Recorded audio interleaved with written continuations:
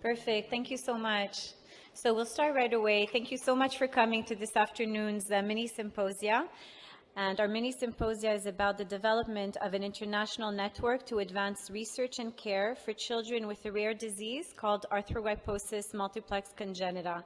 So we're grateful to you. I think we're competing with end of day, other talks, and some yummy snacks outside, so we appreciate your presence.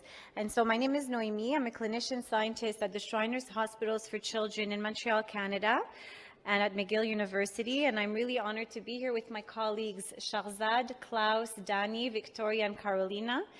And we represent an international group, and we will each have a talk about really the creation of an international registry. We're going to talk about early detection, we're going to talk about genetics and the importance of patient support groups. We also have a few of our members that are unable to be here in person today, but who have a recording that will play. And those colleagues are Isabel, Hanneke, Tony, and Cole. Victoria Castillo, who is the mother of a 19-year-old boy, Pablo, who has arthrogryposis, will speak now. Sorry. Thank you.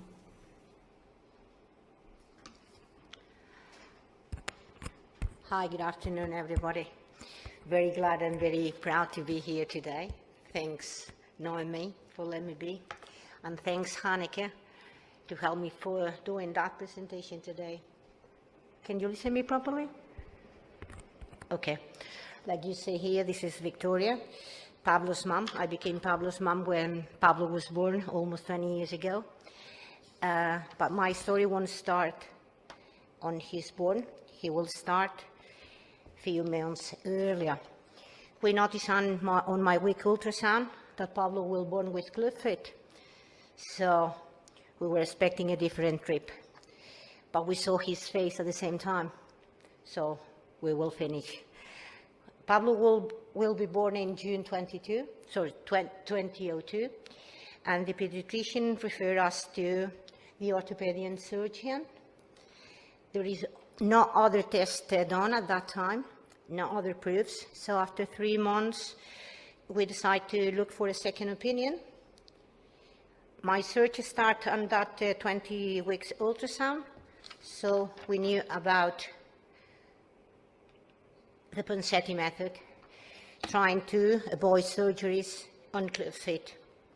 Most of the doctors that we visit were wondering to do a surgery almost in the few months of life. But we fight against those surgeries because the internet was growing at that time. The surgery groups were starting to grow as well. And some doctors start to advertise, don't do surgery on your child because maybe it's not necessary. We were aware that the AMC is not an idiopathic clubfoot, but we do a try. We have nothing to lose.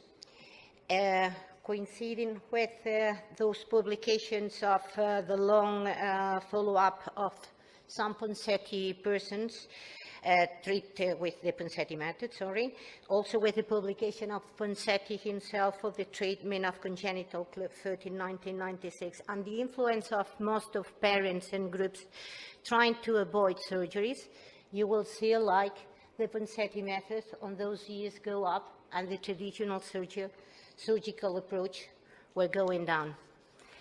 The first years of my life I spent taking care of my son, but few years after, I became member of the arthrogryposis group here in Spain. Also noticed that the groups in Europe and in the States were growing as well.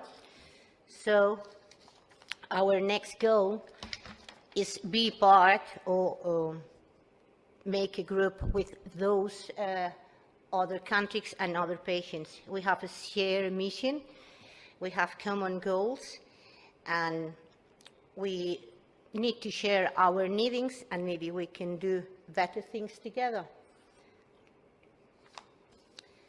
Also, I have the honor to be part of that consortium.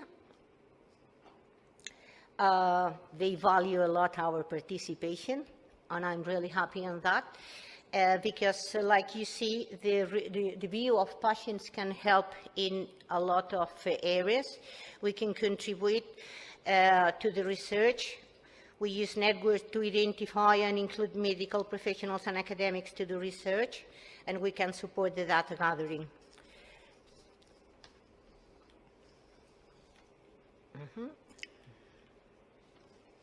In fact, I'm nothing more to say, just thank you. Like you say here, working together we can achieve better things, so very glad and honored to be. Thank you.